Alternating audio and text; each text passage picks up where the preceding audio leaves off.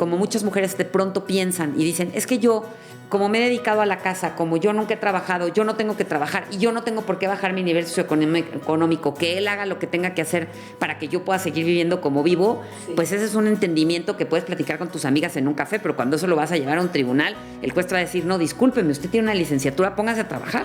Si tú tienes capacidad económica y te colocas en estado de insolvencia para no pagar alimentos, entonces cometes un delito. Las mujeres y los hombres estamos obligados frente a nuestros hijos a pagar su manutención. Si en algún momento en una pareja se toma la decisión que uno de los dos no aporte, pues es una decisión de esa pareja, pero no es eso lo que dice la ley. Esta es una nota bárbara, donde las historias inspiran, las conversaciones conectan y la conciencia nos mueve. Cristina Rocha ha dedicado más de 30 años a acompañar familias en sus momentos más vulnerables, desde el derecho civil, familiar y mercantil. Es cofundadora de Buffet Rocha. Los litigios o los pleitos se hacen con las consecuencias del divorcio. Eso es lo que se discute después.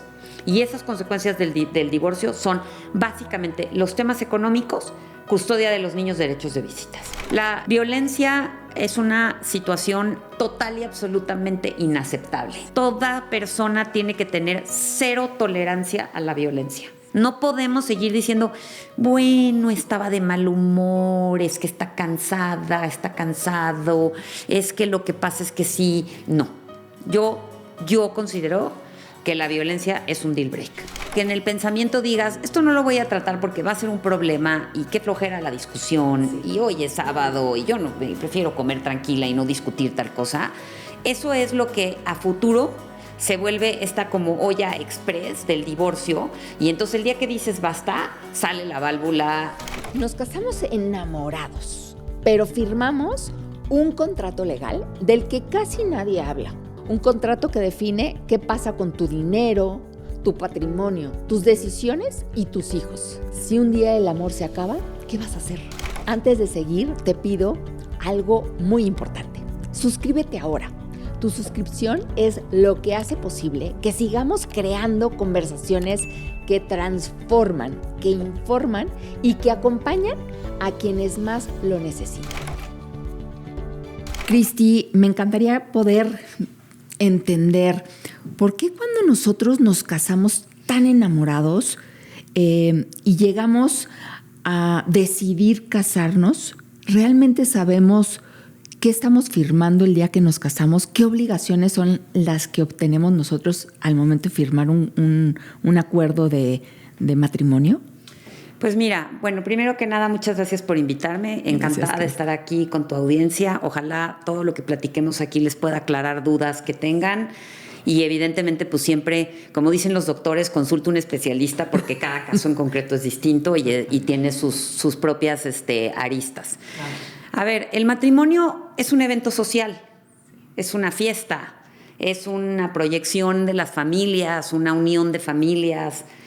Y la gente no se percata que en realidad es un acto jurídico que se está realizando con todas las implicaciones que la ley conlleva, y nadie se pregunta de la ley, sino se preguntan del vino, de quién va a bailar la Macarena, de quién pone la música, de quién pone las fotos, pero las cosas de fondo, que es lo que te va a llevar toda la vida ese matrimonio, pues en realidad muy pocas personas se lo cuestionan. Yo nunca me lo cuestioné. Nadie se lo cuestiona, porque en realidad estás, como te digo, es un evento social, es una fiesta, es una celebración y es la unión del amor, ¿no? Y entonces, pues estás en el amor, no estás en el conflicto, no estás en la preocupación de los actos jurídicos que estás celebrando, pero en realidad estás celebrando un acto que además no tiene plazo. Cuando tú firmas un contrato cualquiera, pues dices, voy a firmar un contrato de arrendamiento a 1 año. Sí. ¿No? En el matrimonio no tienes plazo, o sea, es para toda la vida. Entonces, ¿cuáles son los temas que, en mi opinión, los novios deberían de platicar mucho más que los temas de la fiesta? Boda. Pues mira, primero que nada es que se tienen que conocer lo suficientemente bien para saber qué proyecto de vida quieren formar juntos. Y dentro de esas cosas, pues hay las pláticas de quieres tener hijos, no quieres tener hijos, cuántos hijos quieres tener, en qué proceso de la vida de tu matrimonio quisieras tener hijos. A lo mejor es primero vamos a trabajar, vamos a viajar, vamos a consolidar nuestras carreras, luego vamos a tener hijos, o no, mejor hay que hacerlo al revés. O sea, esas son pláticas que se tienen que dar, son acuerdos que se tienen que tomar. ¿Dónde van a vivir? Si tienen algún proyecto laboral o profesional o personal juntos que quieren hacer juntos o no quieren hacer juntos. También pueden no vivir juntos, también se pueden casar, cada quien podría tener una casa. Se tendría que hablar de las familias, de la religión, de las costumbres, de las ideas que con las que las personas llegan a los matrimonios, ¿no? Yo quiero celebrar la Navidad, no, a mí la Navidad no me gusta celebrar esta otra cosa. Todas esas cosas que son muy coloquiales, pues son pequeños acuerdos que se toman. Y no porque lo más importante sea el dinero, pero una de las más importantes que sí se puede documentar, pues son los acuerdos económicos que derivan del matrimonio. Tú te puedes casar de dos formas. Sí. Por separación de bienes, que es cada quien se queda con lo suyo, lo que ya tenían y lo que vayan a hacer juntos, o por sociedad conyugal, que en principio, si no se firma nada, es 50-50 de todo lo que se forme juntos. No de lo que tú traías en el matrimonio, pero de lo que se va a formar juntos, incluyendo donaciones y herencias. Ok. Ahora, se pueden firmar documentos que se llaman capitulaciones matrimoniales. La gente los conoce coloquialmente como los prenups, porque nos encanta copiar el sistema norteamericano. Pero en realidad aquí en México se llaman capitulaciones matrimoniales, están perfectamente estipuladas en la ley, muy bien reguladas, y son en México una maravilla porque son documentos, las capitulaciones tú las puedes firmar antes de casarte o las puedes firmar durante el matrimonio. Las puedes firmar generales o las puedes firmar por un bien en específico. Por ejemplo, si una pareja compra una casa y esa casa va a poner dinero ella y él y quieren de una vez ponerse de acuerdo cómo va a ser la división, en caso de que vendan esa casa, se puede firmar una capitulación matrimonial respecto de una propiedad en específico, o de las acciones de una sociedad, o de una cuenta de banco, o de algo que vayan a adquirir. O sea, podemos adquirir muchísimas capitulaciones durante tu matrimonio. Las puedes firmar, las puedes modificar, puedes firmar nuevas, puedes sustituir, puedes sumar. O sea, tú puedes decir, estas capitulaciones que voy a firmar hoy van a sustituir a las que firmé hace 4 años. O puedes decir, las que firmé hace 4 años se quedan como están, voy a firmar una nueva por una cosa en específico. Ok, a ver, entonces el prenuptial que le llamamos en inglés, o las capitulaciones, vienen siendo como esa cuestión de prever lo que puede llegar a pasar en un momento dado donde yo decida ya no seguir con un matrimonio. Es correcto, pero además es un acuerdo respecto del patrimonio que se tiene que documentar por escrito. O sea, en vez de que el acuerdo sea en la cocina cuando estábamos haciendo sopa, quedamos que esa casa era mía, sí, se firma. Se firma, ok. Pero ¿nada más son por bienes o también pueden ser estatutos algo como muy particular? A mí me gusta que yo me casé contigo estando que tú tengas un peso de 60 kilos y yo no quiero que el día de mañana tú ya te hayas casado y hayas como dicho, ya la verdad es que ya me casé, yo ya arreglé mi situación y voy subiendo de peso. Eso pasa porque en Estados Unidos lo llegan a poner, ¿no? Es este tipo de acuerdos que a lo mejor se me hacen como muy... son estrictamente económicos. Nada más económicos. Estrictamente económicos. Okay. No se pueden hacer pactos que violenten la libertad del ser humano. Okay. O sea, tampoco puedo firmar un documento en donde yo voy a siempre ser mujer.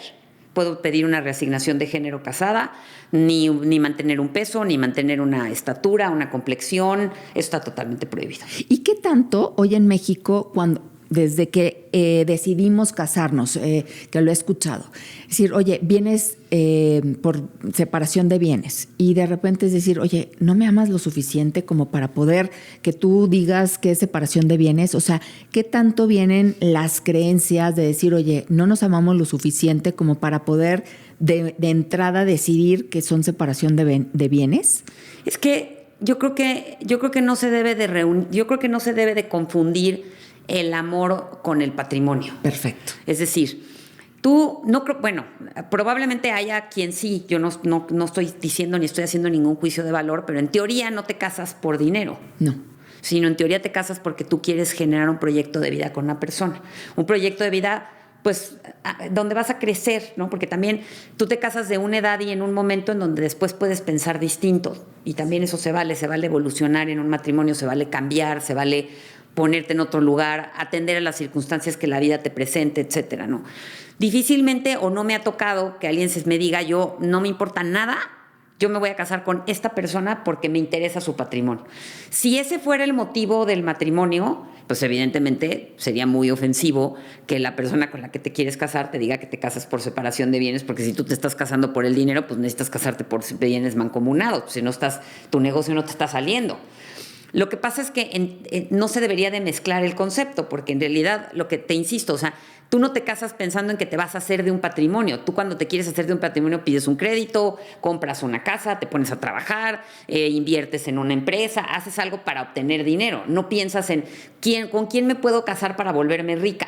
No, o rico. Pero espérame. Anteriormente, en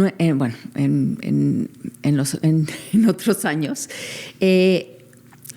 se tenía esta creencia de que la mujer tenía que estar en casa atendiendo a los niños, dejaba su profesión para dedicarle ese tiempo a educar a los niños y el hombre es el que salía a trabajar y traer ese patrimonio.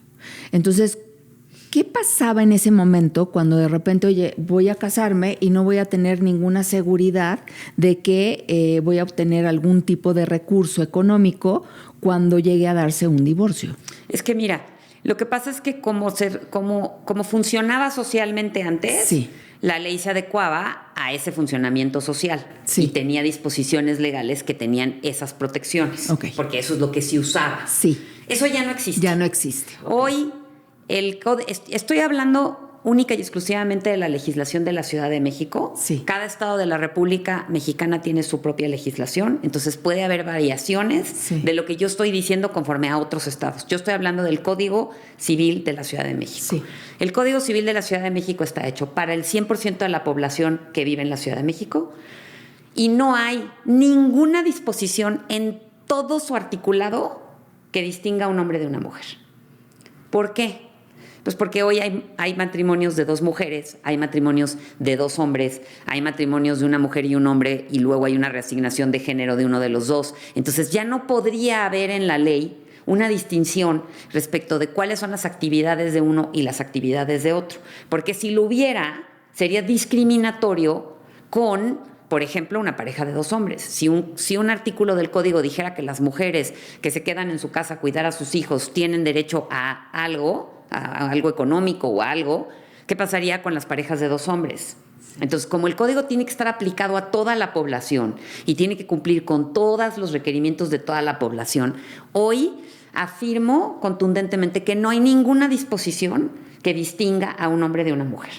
Entonces, cuando una mujer en un matrimonio o un hombre en un matrimonio deciden dejar de generar ingresos para dedicarse al hogar y al cuidado de sus hijos, antes de tomar esa decisión se tienen que sentar con su pareja a platicar qué va a suceder con lo económico y qué podría llegar a suceder en caso de que viniera un divorcio. ¿Y por qué lo tienen que hablar? Porque si no lo hablan, sí, y llega el fatídico momento del divorcio, entonces ahí lo único que van a tener es una contingencia. Porque si bien hay una disposición que dice que una persona dedicada al hogar, no una mujer, una persona dedicada al hogar y al cuidado de los hijos puede tener una compensación económica de hasta el 50% de los bienes del señor o de la señora, dependiendo el caso, sí, pues es una disposición que no es que se aplique a rajatabla, o sea, no es que automáticamente la escritura del departamento es mitad mía o la cuenta de banco es mitad mía. Es una disposición que si no hay un acuerdo entre las partes, pues se va a tener que demandar en un tribunal y puede tomar un litigio de muchos años para obtener el resultado. Si bien les va. Bien les va, ¿no? Y además, las mujeres y los hombres estamos obligados frente a nuestros hijos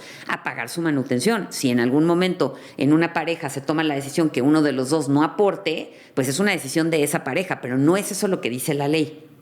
Ahora, ahí tendría que entrar una capitulación cuando se decide, porque probablemente cuando uno se casa, a lo mejor es bajo bienes mancomunados, se casa y decide al tiempo decir, oye, me voy a dedicar a la casa, ¿no? A dedicarme a educar a los hijos. ¿Ahí entraría la capitulación en ese momento? Bueno, lo que pasa es que, primero, en el supuesto que estás poniendo, en realidad sería al revés, ¿no? Te casarías por separación de bienes y los dos trabajarían, ¿no? Correcto. Y entonces llegaría un punto en el que va a venir un primer hijo y entonces dicen, bueno, estamos de acuerdo en que tú te dediques al cuidado del hogar y yo me vaya a trabajar y provea a la familia. Entonces ahí podrías firmar una capitulación matrimonial en donde acuerdes qué va a suceder en caso de bienes que se adquieran a partir de ese momento.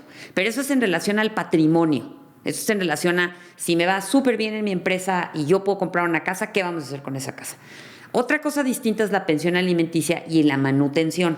O sea, es decir, ese es un concepto distinto. Ese es el cúmulo de necesidades que una familia necesita para mantener su nivel socioeconómico. Sí. O sea, ¿de qué estoy hablando? Pues de una vivienda, de la luz, del agua, del teléfono, del gas, del supermercado, de las colegiaturas de la escuela, de la atención médica y ropa y calzado. Esos son los conceptos que señala la ley.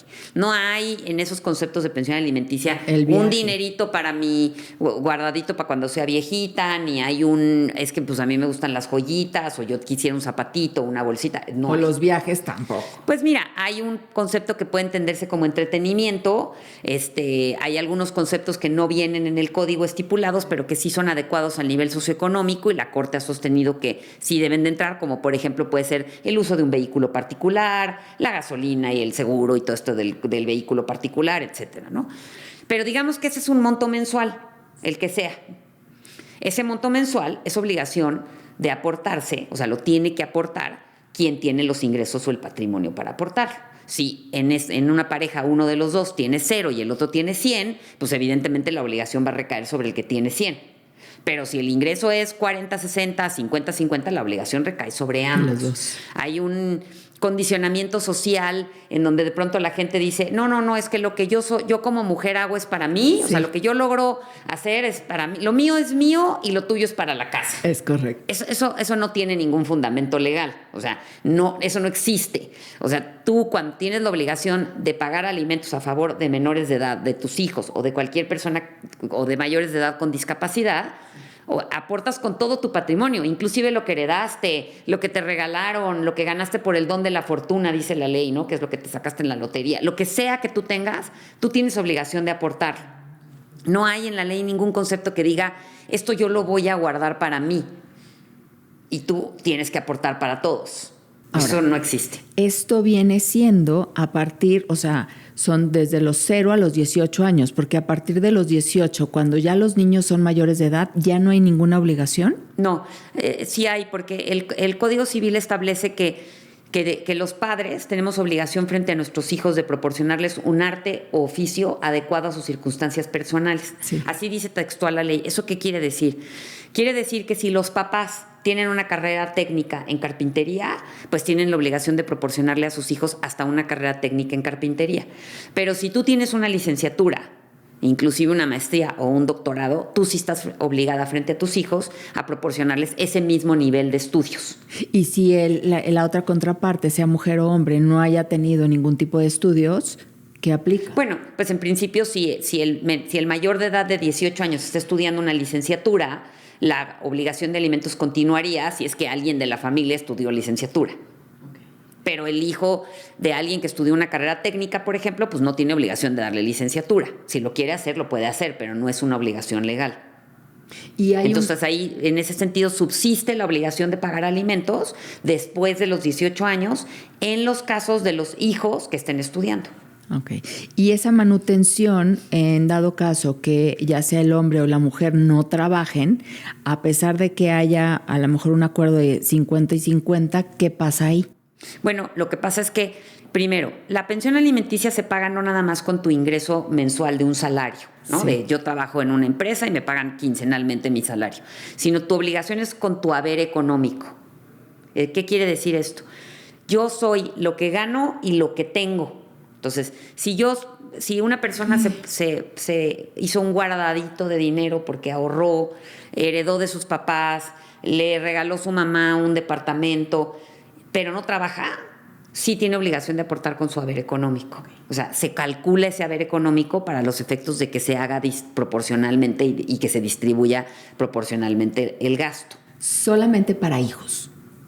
Sí, para hijos. Siempre. En caso de los cónyuges, sí, el supuesto en el que sí hay obligación de dar alimentos entre los cónyuges es cuando uno de los dos no tiene haber económico, o sea, nunca trabajó, nunca tuvo un ahorradito, nunca tuvo un don de la fortuna, nunca heredó, nunca le donaron, no nada, no tiene absolutamente nada. Y el otro sí, y además no tenga capacidad para trabajar, porque si tiene capacidad para trabajar, tiene que trabajar. Ya no hay una aportación ahí para el cónyuge. Pues la ley te estipula en qué casos sí puede haber, pero en los casos es excepcional. ¿Me explico? Sí. O sea, puede haber cuando el cónyuge no puede trabajar o tiene alguna discapacidad o sea, tienes que explicar por qué no podría trabajar. Pero la explicación de yo no puedo trabajar porque nunca he trabajado no es una explicación, porque además puede ser que tengas una licenciatura o inclusive puedes tener estudios de maestría, cursos, entonces pues te tienes que poner a trabajar.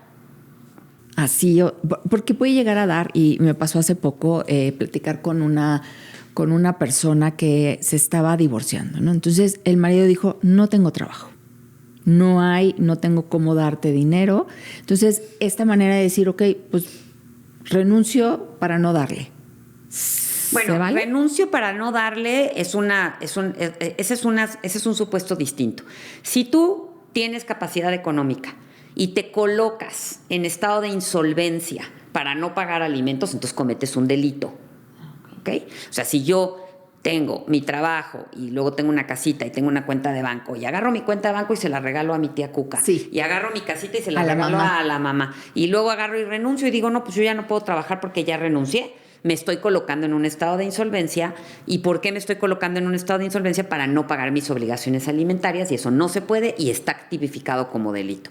Pero sí puede suceder que alguien se quede sin trabajo. Sí.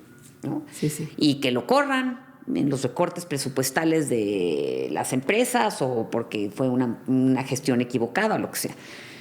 Él, en el caso de que lo que estás platicando, pues tiene obligación de buscar un trabajo, pero lo mismo ella, o lo mismo el otro él, o lo mismo la otra ella. Es decir, o sea, todos los integrantes de una familia tienen los mismos derechos y obligaciones. No hay distinción de género. Yo creo que teníamos una mala información, por lo menos puedo hablar de parte mía, en cuestión de que hoy en día ya los dos tienen la obligación de poder aportar, cuando antes pensábamos que si nos quedábamos en la labor de estar en casa, pues tendríamos que ser mantenidas, ¿no? Eso era antes. Hoy en día, definitivamente la ley habla de que los dos por igual tienen que aportar para la manutención de los niños o para lo que venga. Eso no quiere decir que está prohibido que las partes, sin firmar ningún documento, hagan un acuerdo verbal y digan, oye, sabes que yo no puedo regresar ahorita a trabajar, y él o ella digan, ok, no regresa a trabajar y yo voy a aportar los gastos porque yo ahorita sí puedo. Y ese es a lo mejor un acuerdo verbal que se toma con el café de la mañana en un desayuno. Eso se puede. Pero si tú te vas al extremo de las obligaciones legales, los dos tienen la obligación de trabajar, los dos tienen la obligación de aportar. Y hay una cuestión retroactiva de decir, ok, hoy no tuve manera de poder trabajar porque no conseguía trabajo.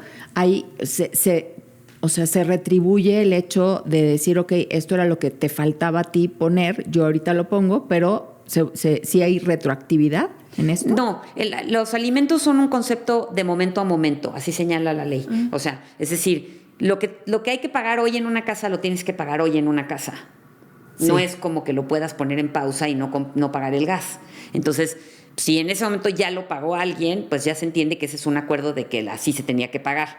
Es más bien cómo funcionaría en el caso de un divorcio. O sea, hay muchos matrimonios que estas conversaciones no las tienen porque no las necesitan tener, porque hay entendidos que se dan, porque por educación o por condicionamientos sociales así lo decidieron, o porque uno tiene un mejor trabajo, uno tiene un menor trabajo, lo que sea, no importa, y ni siquiera a veces ni lo hablan, o sea, solamente es, oye, está aquí el recibo, hay que pagarlo, ¿no? O sea, a lo mejor no está ni siquiera hablado, o sea, formalmente.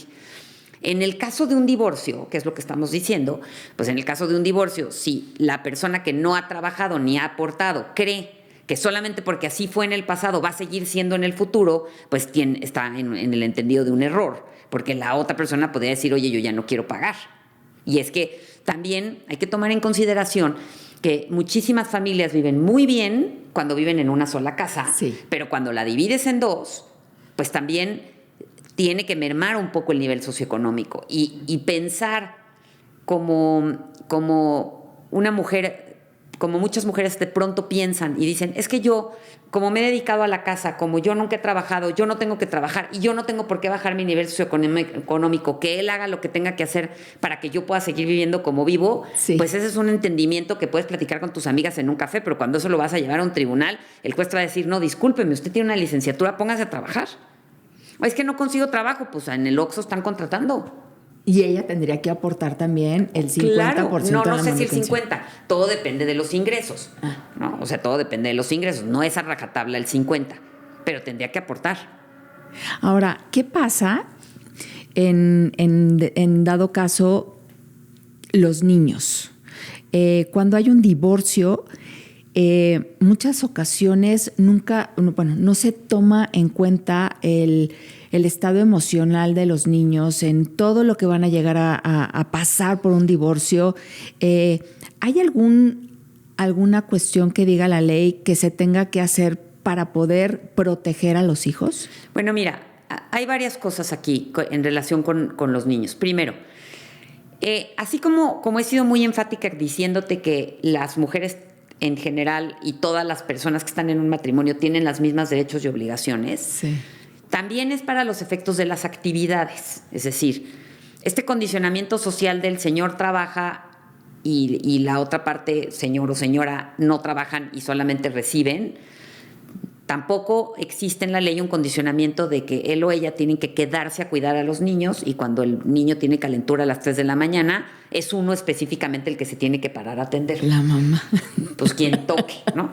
Entonces, también la división de trabajo de la casa tiene que estar dividida, así como los ingresos, así como también la división de trabajo, así como ella tendría, en el caso que estamos hablando, aportar con su herencia o con sus ingresos de donde vengan algo a la casa, pues también podría voltearse y decirle, te toca llevar a los niños al pediatra, o no es te toca, sino ahora tú tienes que hacer esa labor y yo tengo que hacer una labor distinta, ¿no?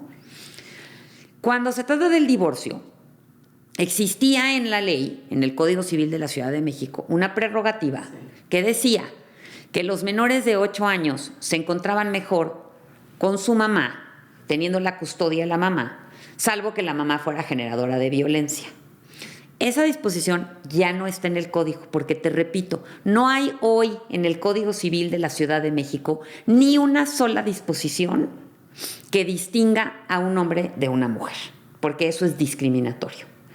Entonces, cuando viene un divorcio, si los papás de los menores pueden encontrar un entendimiento y un acuerdo y platicarlo y decir, vamos a tener la custodia uno y los derechos de visita el otro, vamos a ejercer una custodia compartida una semana y una semana, 15 días y 15 días. Hay ahora muchísimas familias internacionales también, en donde de pronto pues hay trabajos en donde salen fuera, etcétera. Si los papás logran adecuar su circunstancia de vida a un entendimiento entre ellos, el juez únicamente va a verificar que esos acuerdos sean razonables, conforme a derecho, no vayan en contra de la moral, no contengan ninguna disposición que pueda violentar a los niños, y así los va a aprobar. Si no hubiera un acuerdo entre los papás, porque un papá considera una cosa y otro papá considera otra cosa, entonces lo tienen que someter ante la autoridad. Y la autoridad, para tomar la decisión, tiene que valorar a los menores en un estudio psicológico, habla con los menores para conocer su opinión y el juez determina con base en los elementos que tiene en el expediente. Ok, entonces, ¿la custodia es con quién van a ir a vivir los hijos? Con quién viven de forma más permanente. Ok. La custodia puede ser que uno tenga la custodia y puede haber otra opción donde la custodia sea compartida, 15 días y 15 días, o la otra es donde la persona o uno se queda y el otro ya no tendría que tomar ninguna decisión de los niños. No es así, mira, la custodia la tiene uno de los dos, es decir, el domicilio permanente y continuo de los menores es el de uno de los dos papás. Sí. Y el otro, en ese supuesto, el otro tiene derechos de visita y convivencia. ¿Cuáles son esos derechos de visita y convivencia? Los que se acuerden. Un fin de semana cada 15 días, un día entre semana. Es que yo los martes salgo temprano y entonces los martes me queda a comer con los niños. O sea, esos acuerdos. Sí. Mitad de los periodos vacacionales, tu Navidad, yo Año Nuevo, así. Eso es junto. O sea, custodia uno, derechos de visita el otro. ¿Ok? La otra alternativa es que no sea custodia uno y derechos de visita, sino sea custodia compartida. En ese supuesto, depende de la circunstancia de la familia, es como se dividiría la custodia. No necesariamente tiene que ser 15 días y 15 días, puede ser una semana y una semana, puede ser 15 días y 15 días, puede ser 3 semanas y 3 semanas. Todo depende de la situación, como te menciono, de la familia, ¿no? Sí. A lo mejor el papá tiene un trabajo de 2 semanas en Estados Unidos, entonces va 2 semanas a Estados Unidos y luego regresa y está 2 semanas completas con sus hijos, etcétera. En ese supuesto de custodia compartida no hay derechos de visita porque lo que se entiende es que los hijos viven en las dos casas, sí, no al mismo tiempo, obviamente, ¿no? O sea, pero viven en las dos casas, un tiempo en una y un tiempo en otra, pero tienen 2 domicilios. Entonces, así sería. Si hay un acuerdo, te insisto, pues el juez lo verifica que no sea contrario a la ley y lo aprueba. Si no hay un acuerdo, entonces cada uno hace su planteamiento frente al juez. Yo quiero tener la custodia porque la custodia debe ser mía por A, B, C y D.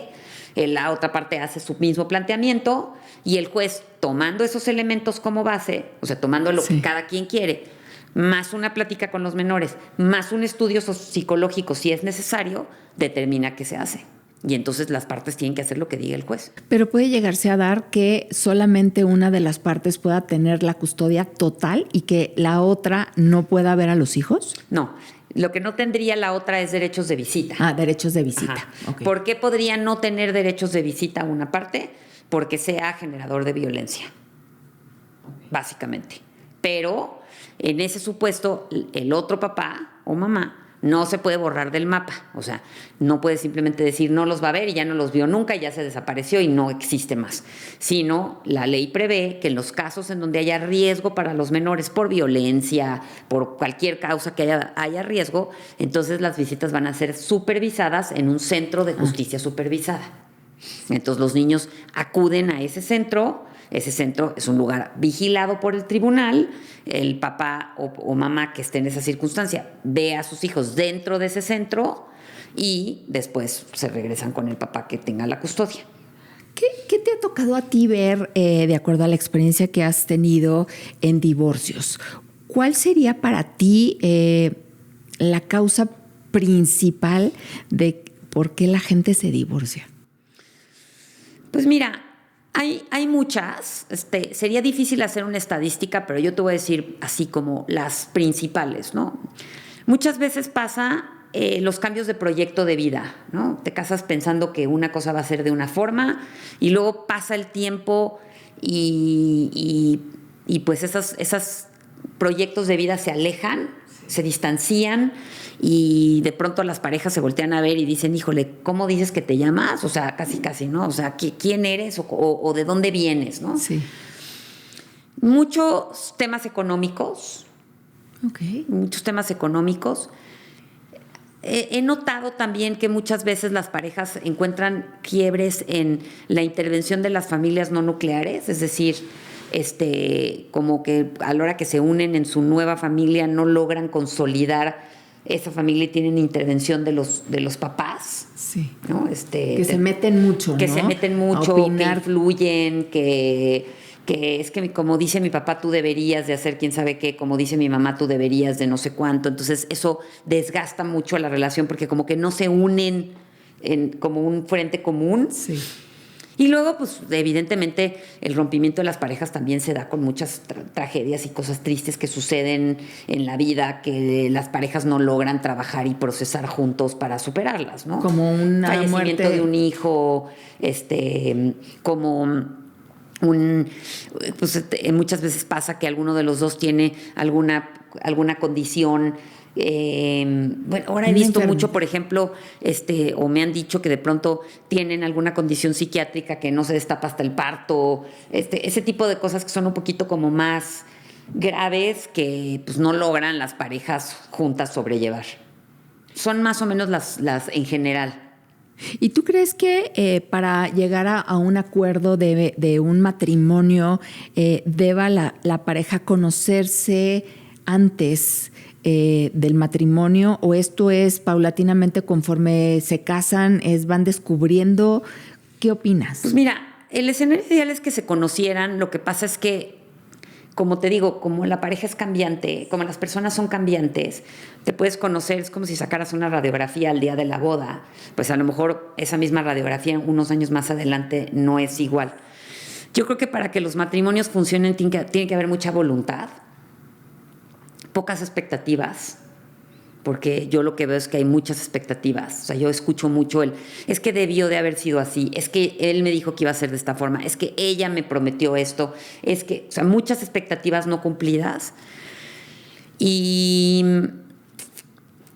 pues ahora sí que encontrar cada pareja su fórmula, ¿no? Porque también otra cosa que tenemos que estar abiertos es que ya los matrimonios no funcionan como funcionaban antes, donde un señor se casaba con una señora, compraban una casita, tenían unos hijitos, tenían un perrito y luego iban a su casita de campo y regresaban. Y ahora puede haber una pareja que esté casada y no viva juntos, puede haber parejas abiertas en donde sean ellos una pareja principal pero tengan relaciones sexuales con otras personas abiertamente, que se lo platiquen, que se lo digan.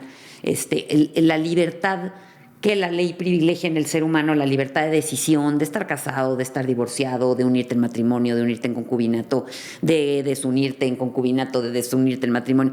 Esa libertad pues también genera nuevas estructuras que estamos probando si funcionan o no funcionan, y que algunas funcionan y algunas no funcionan y que se están dando, ¿no? Yo todos los días hay una tesis aislada del Estado de Puebla, imagínate tú, que ya reconoce los derechos de las relaciones poliamorosas y obligaciones de las relaciones poliamorosas. Entonces, pues tenemos que estar abiertos a que las parejas ya no se conforman como se conformaban, y tenemos que ser muy responsables de tomar las decisiones en función del beneficio de los hijos. Porque a mí me gusta poner un ejemplo muy coloquial y muy simpático, que es que imagínense ustedes que todos los que estamos aquí sentados hacemos una fiesta un viernes. Sí. Y traemos confeti y nos echamos nuestras cubas y ponemos música a todo volumen y terminamos bailando en las sillas y aventamos las cosas de la casa. Y a las 3 de la mañana nos vamos a dormir hechos todos unas piltrafas humanas, y en la mañana el piso está pegostioso de las cubas que se cayeron con pedazos de confeti, roto un mueble, un pedazo de sándwich en el piso. Y entonces nosotros decimos, no, yo no voy a limpiar, que vengan los niños a limpiar, ¿no? Y se despiertan los niños y dicen, ¿qué pasó con la sala de mi casa? ¿Por qué está todo el piso pegostioso? ¿Por qué hay confetis pegados? Y los papás se sientan diciendo, no, yo no. No, perdóname. Esa fiesta la armamos nosotros. Ese relajo lo armamos nosotros. Nosotros lo tenemos que recoger, porque ellos estaban dormidos. Entonces, es un poquito lo mismo en el divorcio. O sea, las decisiones las tomamos los adultos, teóricamente responsables, ¿no? Pero las tomamos los adultos.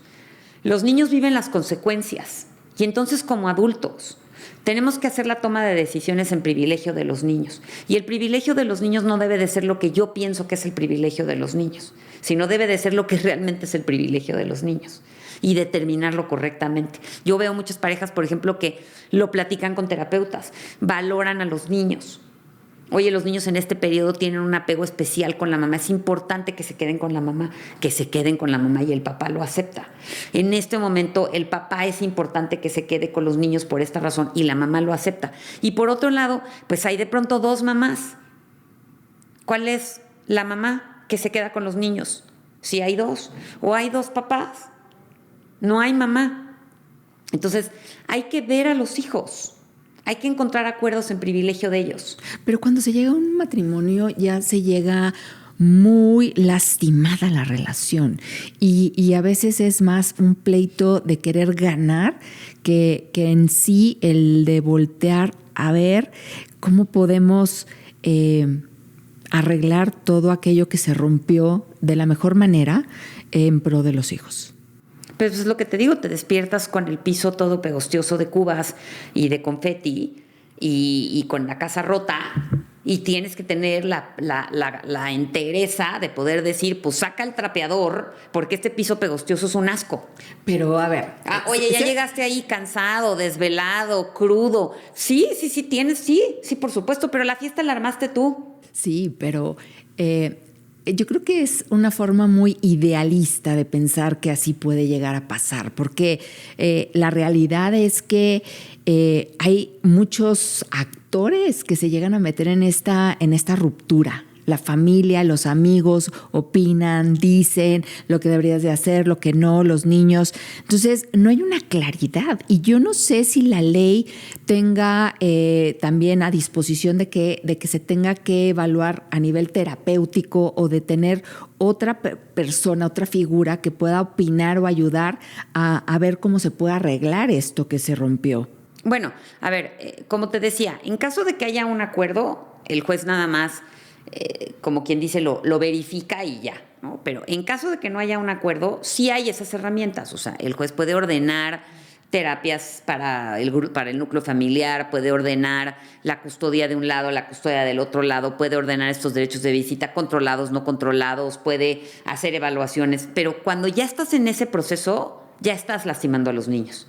Porque ya los niños son parte de la toma de la decisión, porque tú ya no tuviste la capacidad de tomar la decisión junto con la pareja con la que hiciste la fiesta, ya no tuviste la capacidad de tomar la decisión y se lo estás sometiendo a un tercero. Y como el tercero no te conoce ni a ti, ni a él, ni a ella, ni a él, ni a ella, ni a él, ni a él, no sabe qué está pasando, pues necesita elementos para la toma de la decisión. Y en esos elementos están necesariamente incluidos a los niños.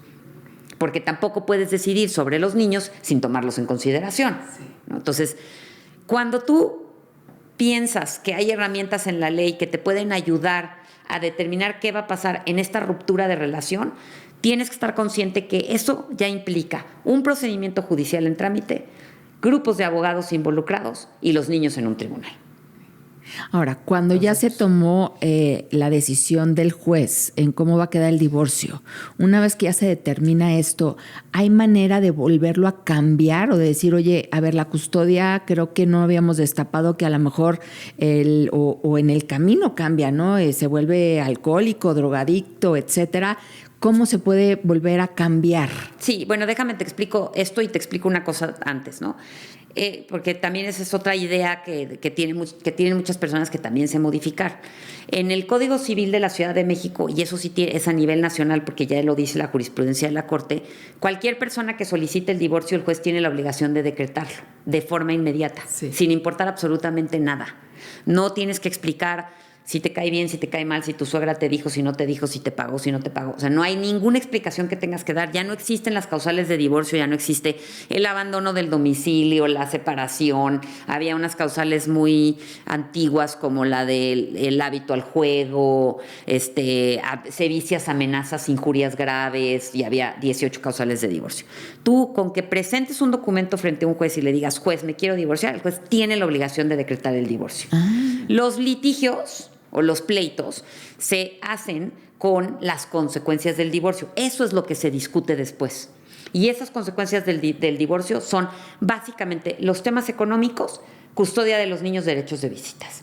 Básicamente. Ok, entonces tú presentas un documento ante un juez y le dices, juez, me quiero divorciar, ya no quiero estar casado con esta persona, y el juez le notifica a la persona y le dice, oye, tu pareja ya no quiere estar casada contigo, conteste lo que conteste, no, yo sí, porque lo amo, no importa, el juez decreta el divorcio y deja, como se dice en derecho, expedito el derecho para que cualquiera de los dos, las consecuencias del divorcio, estas económicas, los niños, las presente como un apéndice del juicio principal, y eso es lo que se discute. Entonces, el divorcio hoy se puede, por eso se le llamó en la prensa divorcio express, el divorcio hoy se puede determinar en un periodo muy corto de 2 meses. Ya no importa, no hay causales, no hay causas. O sea, el juez no valora si tú tienes derecho o no a divorciarte. Solo es tu afirmación, ¿ok? Ahora, una vez que ese acuerdo de divorcio, de las consecuencias del divorcio, se firma porque las partes se pusieron de acuerdo, o se firma o se determina por el juez porque yo presento mis pruebas, tú presentas tus pruebas y el juez decide, se entiende que hay una sentencia. Estas sentencias, a lo mejor han escuchado todos un principio constitucional que dice que nadie puede ser juzgado 2 veces por el mismo delito. Sí. Ese es el principio de la cosa juzgada, que es una sentencia, es cosa juzgada, ya se decidió. Salvo en materia familiar, si acreditas un cambio de circunstancia. Entonces, supongamos que en este momento por acuerdo o por sentencia, no importa, se determina que los niños tienen que estar con la mamá porque la mamá es la mejor persona para el cuidado de los hijos. Sí. Y la mamá tiene alguna problemática nueva que no tenía al momento de la determinación de la sentencia, pues relacionada con su salud mental, relacionada con su salud física, relacionada con lo que sea. O con un cambio de los propios niños. Sí. ¿No? Uno de los niños requiere una atención muy especializada y la mamá no se la puede dar por ABC. ¿Okay? Se puede revisar el caso para determinarse esas nuevas circunstancias, cómo se van a regular. Pero el cambio de circunstancia tiene que ser real. O sea, no, un cambio de circunstancia no es, es que cuando yo me divorcié andaba yo muy obnubilada y ahora ya me di cuenta que no debía de ser así. ¿No? Tiene que ser un cambio de circunstancia real. Oye, en el momento en el que yo me divorcié, yo tenía este trabajo, aquí están mis declaraciones de impuestos, esto es lo que yo ganaba. Sí. Y ya no ganó eso, me corrieron. Eso es un cambio de circunstancia que el juez tiene que revisar. Ahora, ¿quién va a pagar si yo ya no tengo trabajo? Por ejemplo, ¿no? Sí, y se vuelve a evaluar todo. Y se vuelve a evaluar todo, y se vuelve a valorar absolutamente. Entonces, todo. El divorcio ahora ya no hay causales, te puedes divorciar con tan solo una de las partes quiera. Sí. Si la otra persona no quiere, no importa, se aplica el divorcio. Sí.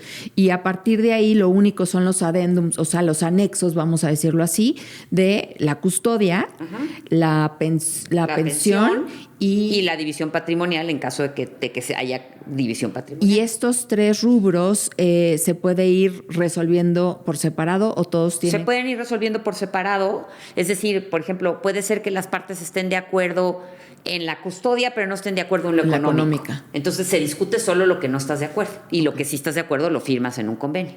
Okay. Sí se pueden dividir. Y los 3 grandes temas también se pueden revisar. ¿Qué en tu experiencia, qué casos de divorcio son los que vamos a decirlo, los que las personas, no sé si te ha tocado a ti casos donde entras tú como abogada y al momento de sentar a ambas partes pueden llegar a una conciliación y como un tema muy contundente para que puedan los dos llegar a un mutuo acuerdo muy saludable, vamos a decirlo así? Pues mira, en mi experiencia, los papás porque estamos en principio hablando de parejas que tienen hijos, ¿no? Sí. Entonces, los papás que se sientan con un abogado en conjunto, con 2 abogados, con un mediador o con quien sea, y tienen sobre la mesa como prioridad el verdadero bienestar de sus hijos, llegan a acuerdos. La verdad, sí llegan a acuerdos. Cuando alguno de los 2 o los 2 entran en ese proceso de negociación con sentimientos de coraje, venganza, con estas relaciones extremadamente rotas, con agravios profundos que se dieron históricos y no pueden poner eso a un lado para privilegiar el bienestar de sus hijos, son los que se convierten en litigio. ¿Y puede tardar mucho tiempo? ¿El acuerdo? No, el litigio, de que no lleguen a un acuerdo mutuo. Muchísimo. O sea, años, 10 años. No, pues sí, o sea, mínimamente 4. En 4 años. Ahora, y además específicamente ahorita los tribunales están reorganizándose y los juicios están teniendo retrasos muy importantes. Retrasos en tiempo. En tiempo, ajá. ¿Por qué? Pues porque con la reforma judicial y con la entrada del Código Nacional de Procedimientos Civiles se están reacomodando los juzgados, o sea, están cambiando algunos se extinguieron, se están sumando unos que se van a desaparecer a otros nuevos, entonces hay retraso en la tramitología de los procedimientos. ¿Crees tú que haya matrimonios que realmente se han casado por dinero? ¿Te ha tocado a ti resolver este tipo de que realmente quieran estar los dos o las dos parejas por la cuestión de decir, bueno, es que la otra persona me está manteniendo, ya hubo una ruptura emocional, ya no hay nada en común y y se mantienen lo más posible por decir voy a perder mis privilegios. Sí, muchísimo. Hay muchísimo y también hay muchísimas personas que ya no están en una pareja contentos Sí. o contentas y no toman la decisión porque hay algún condicionamiento social que no se los permite. O sea, hay personas que dicen, es que yo no, ¿cómo voy a estar sola? Yo no puedo solo con los hijos, yo no puedo sola con los hijos. Desde cuestiones hasta me da miedo quedarme en la casa sin él. O sea, hay muchísimas parejas que viven en pareja no siendo verdaderas parejas. Pero, o sea, estando juntos por alguna razón distinta a la de formar una pareja, ¿me explico?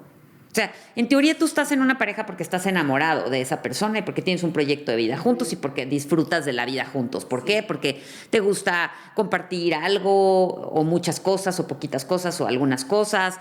Enamorado, habría que hablar del concepto del amor, ¿no? Porque es un poquito complejo, pero no sé si se vas a sentir maripositas cuando llegue tu esposo en la panza o tu esposa, pero estás ahí porque quieres estar ahí, porque tienes una vida disfrutable, porque compartes cosas que disfrutas.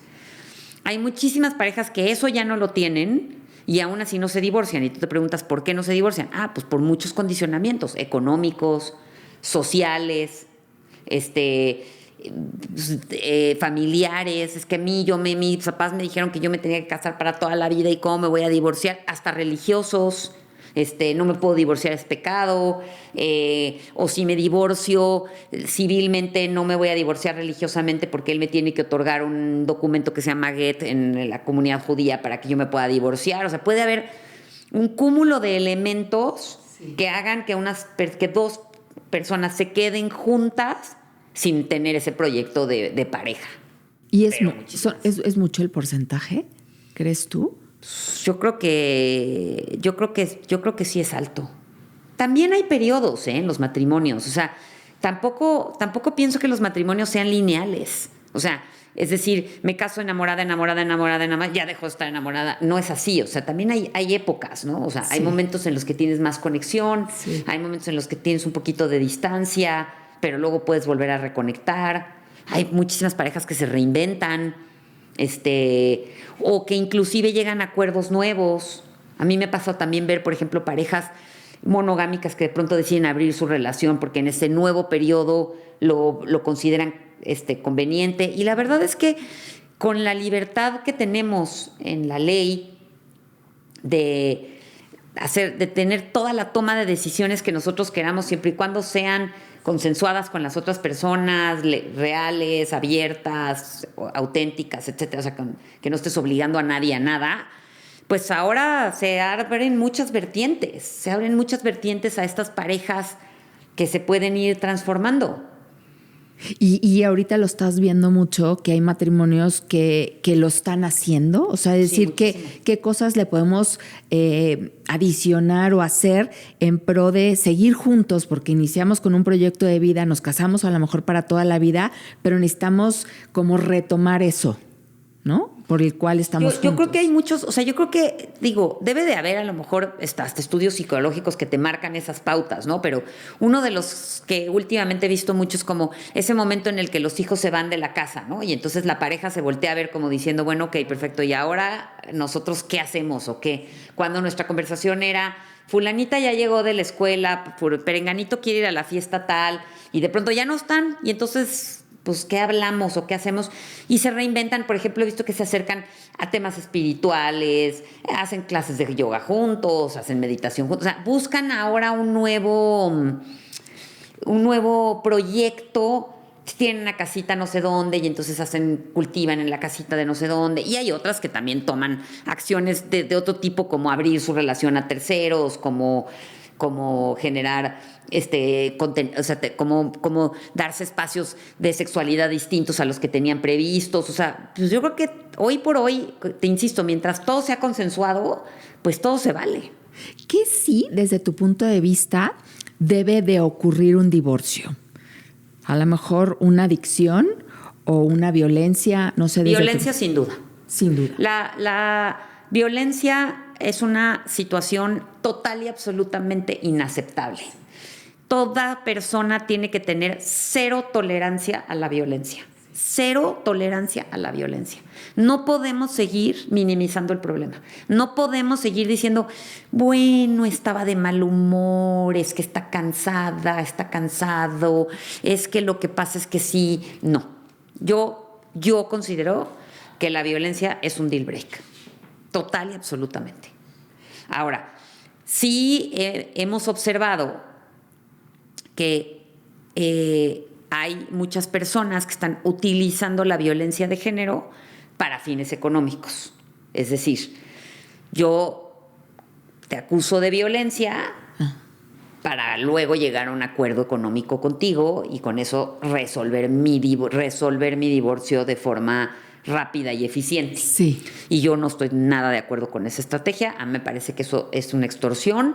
Yo creo que la violencia es cero tolerancia a la violencia. No hay acuerdo en una situación de violencia que quepa. Porque yo pregunto, ¿hasta dónde? ¿Cuánto cuesta la violencia? ¿Cuánto cuesta que yo me deje violentar? Es que no hay precio. O sea, entonces no hay arreglo. No. A eso me refiero yo. Y bueno, a ver, entrando en un matrimonio donde hay violencia, ¿qué tanto tanto un hombre como una mujer puede llegar a comprobar que hay violencia? O sea, tal cual, no sé si la ley abra esa parte donde no tengo que ir a ver tal cual como me está golpeando, porque a lo mejor me golpea de tal manera en que no se note los moretones. Bueno, mira, no, hasta sí, dónde. La ley, o sea, las autoridades, si alguien está invocando un tema de violencia, tienen que tomarlo con seriedad y tienen que atenderlo en términos de ley, no porque yo lo diga, sino lo tienen que atender. Pero hay muchísimas métricas, ¿eh? O sea, hay métricas, hay valoraciones psicológicas que te dicen claramente si una persona es violentadora y si otra es víctima de violencia.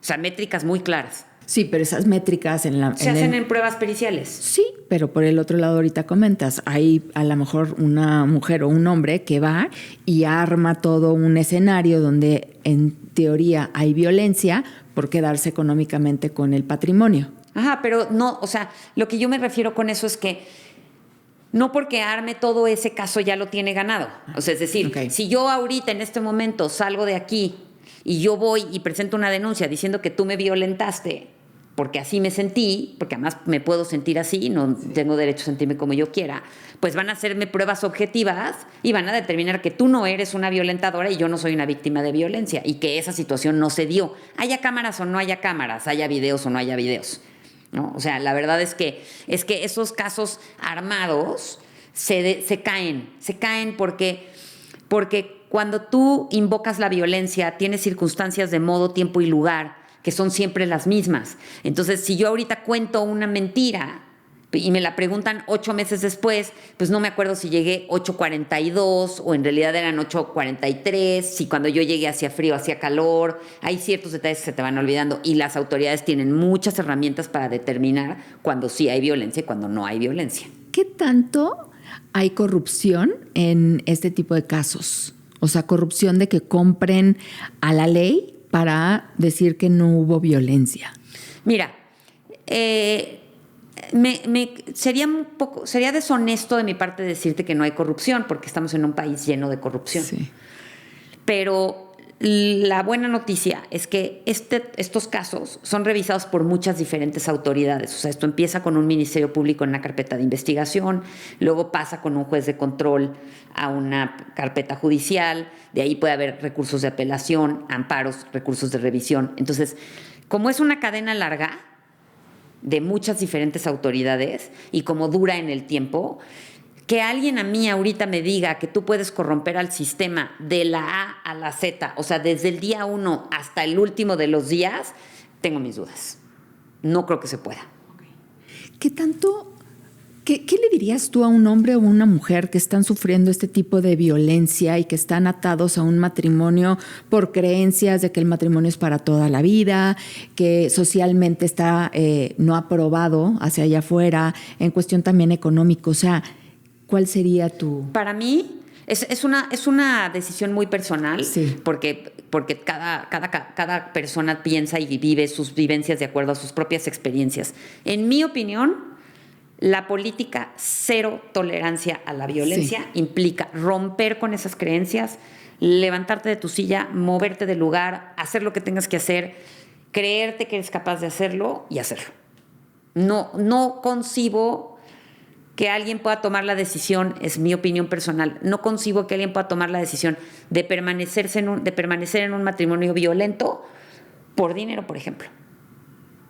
Es que tendría yo 18 trabajos antes de soportar una situación de violencia, si fuera necesario.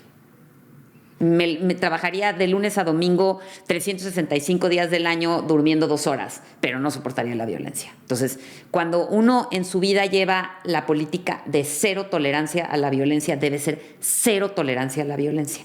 Y uno medirse también mucho de tampoco ser violentador.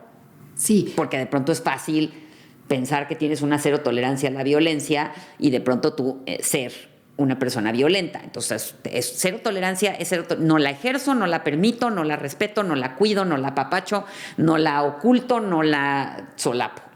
Es cero tolerancia a la violencia. Y yo creo que ese es un mensaje a la gente joven, sí, que si a lo mejor en generaciones más grandes nos ha costado más trabajo erradicar esta violencia, es que eso tiene que cambiar. La violencia es una cosa verdaderamente espantosa, es una enfermedad. Yo digo que es como una humedad de una casa, que volteas una esquina y dices, híjole, se ve medio gris, ¿será que se está humedecido o no está humedecido? Y si no lo atiendes, una mañana se te cae el techo encima. Porque además es progresiva. Y yo tocaría también otro tema. No nada más es uno, sino también es como uno enferma, pero enferma toda la familia en cuestión de los hijos. Y creo que eso no se está tocando. No, y además hay estudios psicológicos que te lo dicen. O sea, niños que crecen en ambientes de violencia o van a ser víctimas o van a ser violentadores. No hay de otra. Es que eso es lo que aprendieron. Sí, sí. Eso es lo que ven todos los días en su casa. Eso es lo que todos los días respiran. Entonces, ¿cómo tú pretendes que una generación nueva tenga cero tolerancia a la violencia si tú estás teniendo tolerancia a la violencia por una creencia religiosa, por ejemplo? O por una creencia, la que sea. No les quiero poner etiquetas. No es una cosa más grave que la otra o más fácil que la otra. Simplemente es como en cuanto tú tienes una política de cero tolerancia, pues es cero tolerancia. Sí, y también lo estamos viendo en que no se cierra el círculo y luego estamos teniendo hijos o hijas que o lo hacen o son violentadas y lo vamos también perpetuando a través de la historia, ¿no? Totalmente. Entonces, totalmente. O sea, la mamá que le explica a una hija, es que estaba de mal humor, discúlpalo, lo que le está diciendo es, tú puedes permitir que alguien te pegue una cachetada. Sí. Y pues tienes que encontrar la disculpa de por qué lo está haciendo.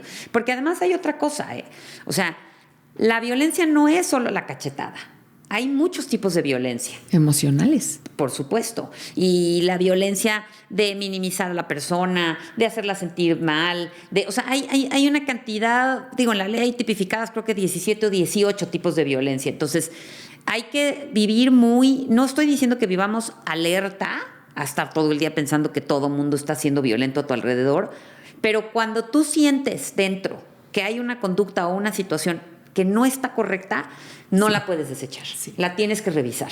Sí. Y decir, a ver, esto sí lo sentí, no lo sentí, cómo lo sentí, por qué lo sentí, y tienes que estar muy al pendiente. Y cuando determines como persona que hubo una situación de violencia, pues el escenario ideal es cero tolerancia. ¿Y qué opinas de la infidelidad? Bueno, lo que pasa es que ya no existe. ¿Cómo que ya no existe? En la ley ya no existe. ¿Por qué? Porque ya no existe el adulterio en la ley. Era una causal de divorcio. Entonces, en realidad, la infidelidad como la tienes pensada tú en estos momentos, que es que un hombre o una mujer tengan relaciones sexuales con otra persona que no sea su pareja, sí, eso en la ley ya no existe.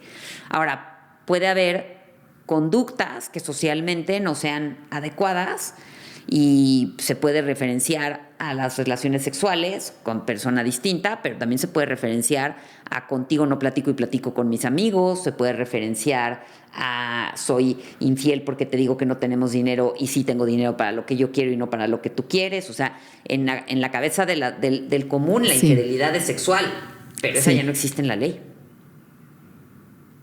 Hay engaño, hay mentira. En un matrimonio puede haber, o entre personas que sean simplemente afines, amigos.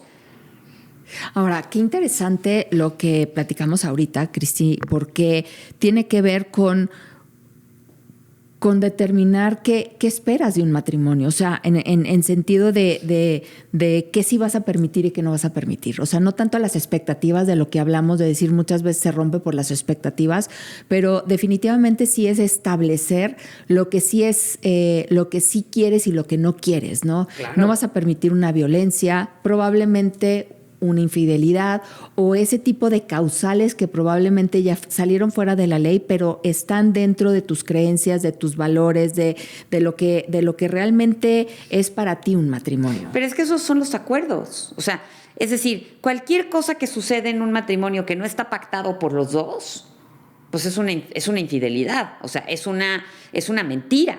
Porque si no estamos quedando que vamos a invertir dinero en esto, y yo te di mi dinero y tú nada más lo estás usando y no me estás informando, si no quedamos en que íbamos a hacer, o sea, todo eso, todo lo que no sea un acuerdo entre los esposos, sí, pues pasa en el plano de tú estás tomando una decisión unilateral que me afecta y no estás tomándome en consideración respecto de mi opinión.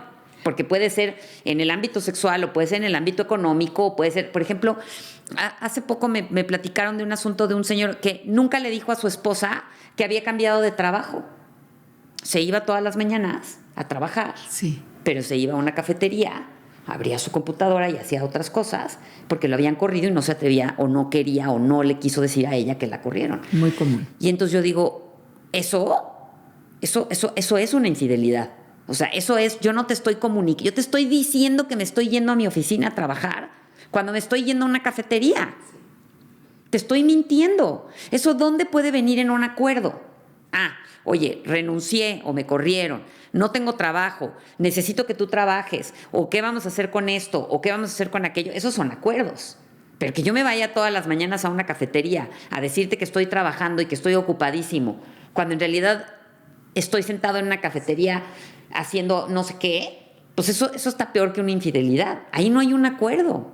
Entonces, ¿qué es lo que sí tiene que haber en los matrimonios? Acuerdos. Ahora, ¿qué acuerdos son permitidos y qué acuerdos no son permitidos? Pues los que ellos estén de acuerdo, sí. Aunque suene muy ridículo.